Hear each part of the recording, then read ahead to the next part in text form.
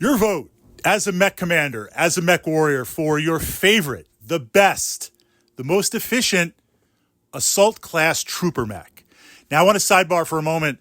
A trooper mech, in my definition for Battletech, is a machine that has a balance of everything. Good armor, good speed, good weapons, of course modified for tonnage, and a focus with a variety of different ranges and weapons that complement each other. Essentially a machine that, for the battle value, whatever situation it finds yourself in, it's going to be able to hold its own. Now, certainly if it goes up against a counter, it might be able to match it or exceed it.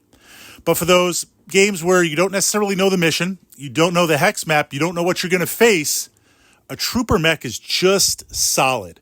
One of the things that we do in our Battletech playgroup is often ahead of time, we'll define the mission, we'll define the map, we'll define the scenario, and you build your list.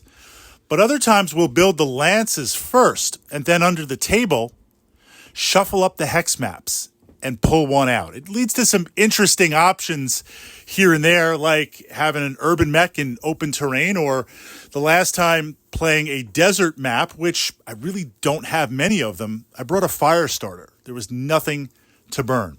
In those examples, a trooper mech is solid.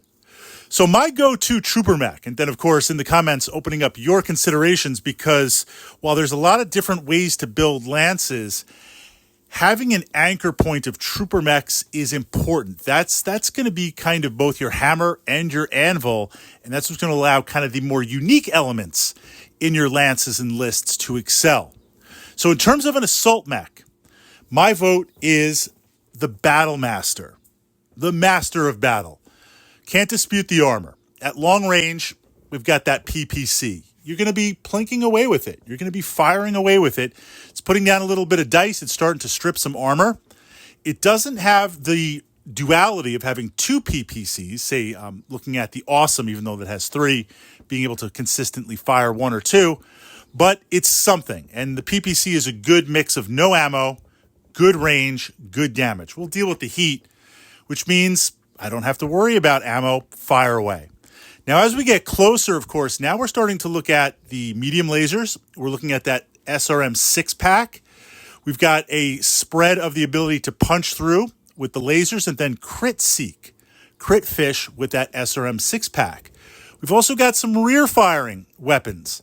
As an anchor mech, putting yourself in a solid place, not that we want to be overrun, but Fritz never retreats. It's a tactical withdrawal. If I need to kind of pull back or control a place, an example might be if there's two elevations and there's a way through the elevations, and certainly you could go over and up above the elevations, but then you'll be open to, say, my autocannons, my partisan tanks, and my LRMs to fire directly as opposed to indirect. So you're like, I'll go through. If I've got a Battle Master there as an anchor point as holding things, then that's going to slow you down a little bit. But if something does get through, I've got some zappy with the laser in the back. Remember, though, you are declaring secondary targets, so there's going to be some modifiers if you're shooting with that. Now, obviously, you're paying high battle value, but we're looking at the assault class, and within every single class, including lights, there are trooper mechs. So your vote, best trooper mech for an assault class.